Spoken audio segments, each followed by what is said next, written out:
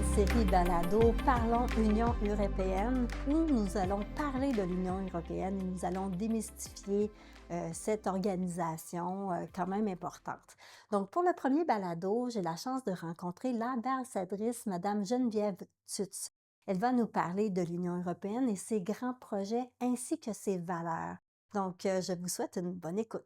J'ai la chance d'être avec Madame l'ambassadrice Geneviève Tutz. Comment ça va? Je vais très bien. Et vous? Ça va très bien, bien contente de vous parler aujourd'hui. J'aimerais bien que vous nous expliquiez votre rôle ici au Canada en tant qu'ambassadrice. Le rôle d'un ambassadeur de l'Union européenne, d'une ambassadrice en l'occurrence, c'est un peu d'être le visage et la voix de l'Union européenne au Canada. Donc à ce titre, je représente l'Union européenne auprès des autorités canadiennes. Je suis le principal interlocuteur de l'Union européenne ici à Ottawa.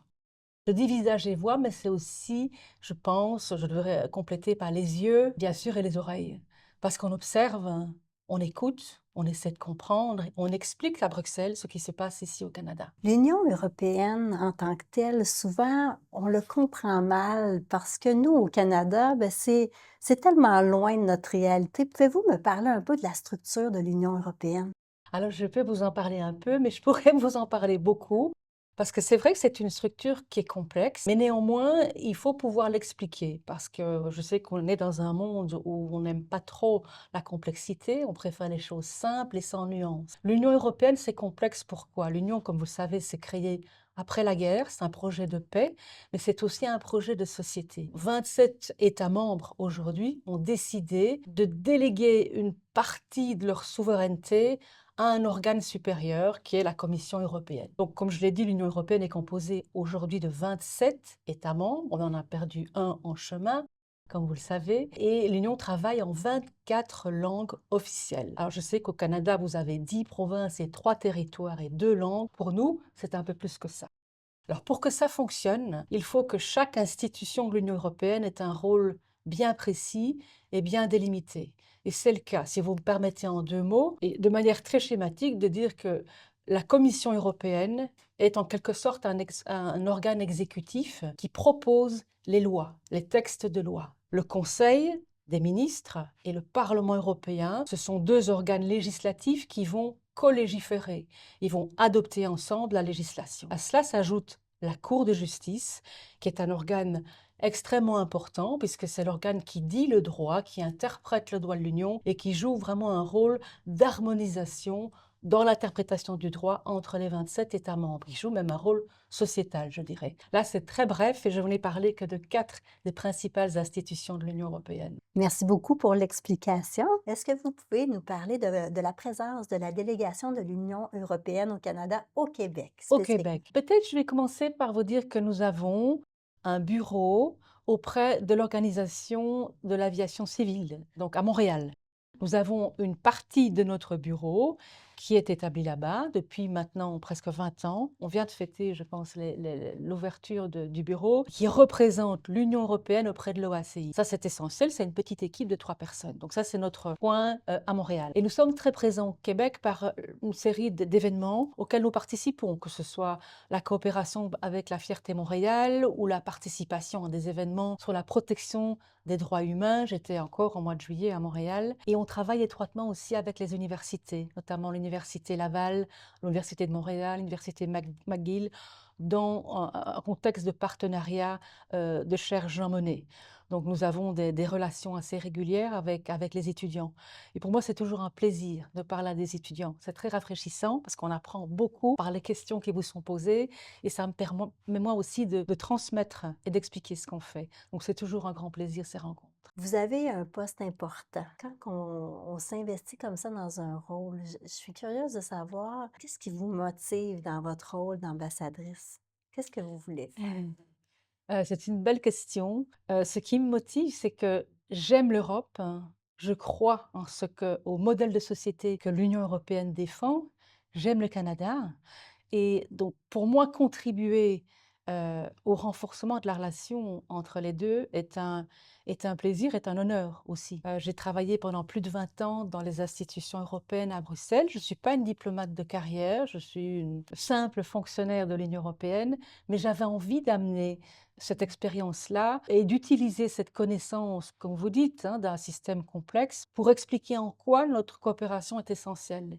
Il faut la préserver, il faut la protéger. L'Union européenne est présente depuis 1976 ici au Canada. Est-ce que vous pouvez me parler aussi un peu de l'importance de cette présence-là? L'Union européenne a des relations avec le Canada depuis 1959 déjà. Donc c'est une relation qui est ancrée dans l'histoire d'une certaine façon. Et nous avons depuis 1976, comme vous dites, effectivement, une représentation qu'on appelle délégation de l'Union européenne ici au Canada. C'est important. Pourquoi? Parce que ça nous permet de maintenir le dialogue de manière constante et régulière avec les autorités, de travailler dans notre coopération quotidienne, parce que vous savez qu'il y a un nombre important de groupes de travail, et de dynamique de coopération entre l'Union et le Canada. Et c'est important aussi d'être sur place, comme je disais, pour bien comprendre la réalité du Canada, qui est une réalité complexe dans un pays magnifique, mais énorme. Donc, ce qui m'amène aussi d'ailleurs à voyager beaucoup pour comprendre et pour alors expliquer à Bruxelles ces particularités de la vie au Canada et de la vie politique au Canada. Donc, est-ce que ça l'aide, cette, relation-là, à bâtir par la suite, des alliances? Oui, bien sûr. Donc, le Canada est un allié de toujours, j'ai envie de dire, 1959. Nous sommes alignés sur la plupart des grands sujets de politique étrangère. Mais nous avons, pour fonder cette relation, deux accords importants. Un accord qui est plutôt relatif au commerce et aux investissements entre l'Europe et le Canada, qu'on appelle en français l'AECG et en anglais le CETA. Vous me permettrez d'utiliser ce terme qui est le plus communément utilisé. Et un autre accord stratégique pour les sujets plus politiques comme la sécurité, la défense, le respect des droits humains, les technologies ou le changement climatique. Donc on a deux accords qui ont été signés en 2016 et qui fondent et qui sont le support de notre relation bilatérale. J'aimerais que vous me parliez de l'autre accord, Oui, qu'on connaît moins bien. alors, l'autre accord, qui donc a été signé également en 2016, est un accord de nature plus politique, donc qui crée la base d'un renforcement de nos coopérations dans ces sujets. Je vous ai parlé du changement climatique, mais aussi de la sécurité et de la défense. Cet accord prévoit que l'Union européenne et le Canada se rencontrent sur une base régulière au plus haut niveau politique. Et donc, des sommets sont organisés. Le dernier sommet a eu lieu à Bruxelles au mois de juin entre le Premier ministre Carney et nos représentants, la présidente de la Commission européenne, Ursula von der Leyen, et le président du Conseil européen, M. Costa. Et donc ces rencontres annuelles et ces sommets sont l'occasion d'abord de réaffirmer nos engagements communs sur ces sujets, mais aussi de réfléchir ensemble à de nouveaux domaines de coopération entre le Canada et l'Union. Et c'est ce qui s'est passé à Bruxelles au mois de juin, quelques semaines seulement après les élections au Canada, il y a eu cette volonté de la part de nos représentants, de nos leaders, de nos chefs respectifs, de s'engager dans un partenariat encore plus étroit avec de nouveaux domaines de coopération. Des partenariats comme ça, concrètement pour, les Canadiens, comment est-ce qu'on peut le voir, j'imagine dans quelques années? Comment qu'on peut voir des changements arriver? Vous avez un partenariat numérique, je crois, que Oui, vous êtes en train de travailler. oui. C'est quoi les grandes tables de dessin? Qu'est-ce que vous faites en ce moment? Alors le partenariat numérique, je pense que c'est vraiment un excellent exemple que vous avez choisi.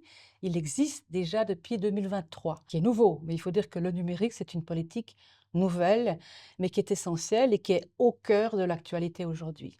Dans le contexte de ce partenariat numérique, l'Union européenne et le Canada essaient d'améliorer, je dirais, l'interopérabilité des technologies nouvelles, comme l'intelligence artificielle ou le quantique. Ce sont deux exemples où le monde change, le monde bouge et nous devons travailler ensemble. Donc, il faut favoriser l'interopérabilité, mais aussi peut-être envisager de créer des infrastructures communes dans ces sujets, des échanges d'informations, des échanges de chercheurs. Donc, faciliter aussi la recherche et l'innovation entre les chercheurs canadiens et les chercheurs européens. Et finalement, l'objectif, c'est d'arriver à développer des systèmes de part et d'autre de l'Atlantique qui respectent nos valeurs communes.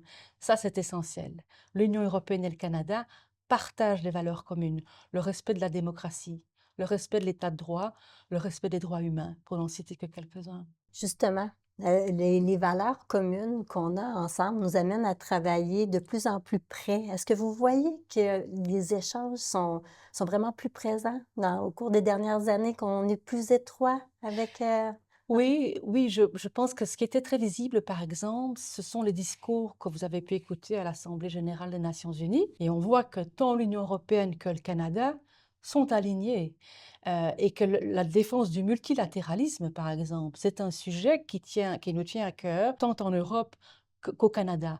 C'est essentiel dans le monde dans lequel on vit aujourd'hui que cette approche multilatérale soit autant que possible protégée et préservée. Ça, c'est pour moi le meilleur exemple. Un autre exemple très concret, c'est la solidarité à l'égard de l'Ukraine. mmh. Donc, depuis le début de la guerre, tant l'Union européenne que le Canada ont soutenu de manière sans aucun doute, depuis le début, que ce soit sur le plan financier, le plan militaire, mais aussi sur le plan des sanctions, le combat des Ukrainiens. Ça, c'est peut-être le meilleur exemple de la solidarité entre l'Union et le Canada. Donc on voit qu'on travaille ensemble, qu'on partage des valeurs. Donc, pour vous, là, comment voyez-vous un peu l'avenir, du Canada avec l'Union européenne dans les prochaines années? C'est une belle question parce que je sais cette question a suscité, il y a quelques mois, des réactions de Canadiens qui étaient en faveur même d'une adhésion à Mmh. l'Union européenne. Je crois qu'il faut rester réaliste, Mmh. sur un plan géographique et même sur un plan juridique. Dans nos traités, cette adhésion ne me paraît pas envisageable. Toutefois, un renforcement de notre coopération et d'aller encore vers une coopération plus étroite que celle n'est aujourd'hui, ça, c'est tout à fait réaliste. En matière de commerce, en matière d'investissement, en matière d'intégration de nos économies respectives sur les différents sujets dont on a parlé. Un autre sujet important, c'est le changement climatique, Mmh. pour lequel nous avons des deux côtés de l'Atlantique un engagement fort de respecter les accords de Paris et d'arriver à la neutralité carbone en 2050. Donc il y a, je dirais, toute une série de domaines où concrètement, on peut encore avancer davantage dans plus de proximité, parce que nous sommes très proches. Mmh. Nous sommes des amis, Oui. l'Union européenne et le Canada. Au niveau de la transition verte, justement, là, comment est-ce qu'on peut travailler ensemble pour arriver à quelque chose de bien, pour changer un peu le monde? Pour changer le monde, il faut travailler dans le monde, donc dans le contexte des enjeux internationaux, parce que ce sont des enjeux globaux qui appellent une réponse globale. Donc il est important que le Canada et l'Union européenne défendent les mêmes lignes dans les organisations internationales, aux différentes conférences des parties, les COP comme on les appelle, qu'on reste alignés sur nos objectifs et qu'on continue le chemin ensemble, même si c'est difficile, on le sait. Est-ce que vous pouvez me parler d'Horizon Europe? Oui. Alors, Horizon Europe, c'est un beau sujet de coopération entre l'Union européenne et le Canada. Qu'est-ce que c'est qu'Horizon Europe? Mmh. C'est un programme financier qui est financé par le budget de l'Union européenne à concurrence de 95 milliards d'euros, ce qui représente, je pense, 140 milliards de dollars canadiens, et qui permet de coopérer dans la recherche et l'innovation. Donc, depuis juillet 2024, le Canada a accès à ce programme Horizon Europe. Le Canada n'est pas le seul pays en dehors de l'Union européenne, mais est un partenaire essentiel pour avancer dans ces domaines. Recherche, innovation, ça veut dire que les universités, les chercheurs, mais aussi les petites et moyennes entreprises vont avoir la possibilité d'accéder à des consortia ou à des groupements avec des entreprises ou des universités européennes et accéder à ces financements. C'est un succès majeur de la coopération entre l'Union et le Canada. Quels avantages ont les Canadiens à travailler de près avec les Européens, selon vous? Quels avantages ont-ils? Bon, ben, comme je disais, on se comprend. On parle le même langage, on partage des intérêts et des valeurs. Alors, il y a des avantages qui sont de nature purement économique. On a parlé du CETA. Depuis 2017, le nombre d'échanges de biens et de services entre le Canada et l'Union européenne a augmenté de 71%. Pourquoi? Parce qu'on a aboli la plupart des tarifs entre l'Union européenne et le Canada sur les produits et les services. Donc c'est assez exceptionnel. Donc sur le plan économique, là, je dirais, l'effet bénéfique, il est très visible. Mais j'en reviens au sujet plus politique. Le fait qu'on soit alliés et qu'on échange en termes de valeurs dans un monde qui est perturbé, c'est essentiel. Et de garder des amis et des alliés, c'est pour moi peut-être le point le plus important de la relation bilatérale Canada, Union européenne? J'aurais envie de te poser des questions un petit peu plus, je vois que c'est très j'aimerais comprendre comment ça fonctionne. Oui. Ça définit les lois pour les pays, mais les pays sont quand même indépendants, les États, dans le fond. Ah, Co d'accord. OK, Ouais, parce que les lois, elles vont s'appliquer partout de la même manière, hein? exact, mais Oui, les pays ont quand même une souveraineté. C'est comment ça oui, fonctionne, cet d'accord. aspect-là? OK, Juste pour le comprendre parce c'est que ça. ouais, Donc, quand on devient membre de l'Union européenne, un nouvel État membre signe un traité. Et dans ce traité, cet État membre accepte de déléguer une partie de sa souveraineté à des institutions européennes. Ce qui veut dire que ce pays accepte que désormais, des politiques en matière d'agriculture, en matière d'environnement, en matière sociale, en matière d'emploi, en matière de commerce international, soient gérées au niveau européen et plus au niveau national. Donc, ce qui veut dire qu'une fois que l'Union européenne adopte de la législation, cette législation est applicable de la même manière partout sur le territoire des 27 États membres de l'Union européenne. Alors, il y a des sujets, évidemment, qui sont réservés aux États membres, des sujets pour lesquels chaque État membre considère qu'il reste souverain, comme la défense, par exemple. Une politique de défense est en principe menée par un gouvernement, par un État. En revanche, la politique industrielle en matière de défense permet à la Commission européenne de venir avec des propositions pour renforcer l'industrie de défense. Donc, il y a quelques nuances. Je sais que c'est un peu compliqué, mais il faut comprendre que certains États membres ont eu envie aussi de conserver certains éléments de souveraineté. Pour le reste, ils ont conféré beaucoup de pouvoir à la Commission européenne et à ses institutions. donc madame l'ambassadrice, quels sont vos objectifs pour les prochaines années? Pour moi, l'essentiel, c'est de continuer à bâtir cette coopération forte entre l'Union européenne et le Canada, la maintenir, la préserver, mais aussi la développer. Nous avons une feuille de route très claire. Nous avons une feuille de route qui nous donne la direction pour les sujets sur lesquels l'Union et le Canada vont travailler ensemble. Il y a évidemment la sécurité et défense, c'est un sujet très important aujourd'hui. Nous savons que des deux côtés de l'Atlantique, il y a l'intention réelle d'augmenter les capacités en matière d'industrie de défense et l'Union européenne et le Canada vont travailler étroitement à ce sujet. Il y a des sujets plus économiques, évidemment, comment renforcer encore le commerce et les investissements entre l'Union européenne et le Canada sur la base de notre accord global, donc le CETA. Et il y a évidemment la défense de nos valeurs. Ça, c'est essentiel parce que c'est ça qui nous unit, c'est ça qui nous lie. Et dans un monde perturbé, rappeler les valeurs comme l'engagement pour le multilatéralisme, c'est essentiel. Alors pour moi, ça veut dire aussi concrètement voir le Canada, comprendre le Canada et donc ne pas rester à Ottawa avec les seuls interlocuteurs ici dans la capitale, mais aller dans les provinces, rencontrer les premiers, rencontrer les assemblées législatives, mais aussi les étudiants, les universités, les chercheurs, les communautés autochtones. Il faut que je m'imprègne et que je puisse bien connaître ce magnifique pays et aussi expliquer à Bruxelles comment on peut travailler étroitement avec tous les acteurs de la société canadienne. Quels sont vos premiers constats? Que le Canada est magnifique, que l'accueil que j'ai reçu de la part des Canadiens était extrêmement chaleureux. À tout moment, dans la rue, dans mes interactions professionnelles, au restaurant, au cinéma, il y a une empathie réelle, peut-être particulière envers l'Europe, mais en tout cas un accueil extrêmement chaleureux. Un pays magnifique, un accueil chaleureux et des valeurs partagées. Nous sommes très, très proches. Ça m'a frappé beaucoup. Comme je disais au début de l'interview, ce sont 2 continents amis. Est-ce que vous pensez que notre histoire commune, parce on vient un peu d'Europe, est-ce qu'il y a des choses ici qui vous rappellent un peu l'Europe? Évidemment, évidemment, il y a beaucoup de choses qui me rappellent l'Europe. D'abord, il y a une diaspora énorme d'origine européenne, hein. On parle des communautés, notamment irlandaises, italiennes, grecques, françaises, bien sûr. Non, il y a des choses qui me rappellent l'Europe aussi dans les difficultés. Il y a beaucoup de similarités et je ne me suis pas sentie trop dépaysée en arrivant au Canada. Et au plaisir de vous rencontrer à nouveau. Je vous remercie beaucoup, madame l'ambassadrice, pour cette belle rencontre. Merci à vous.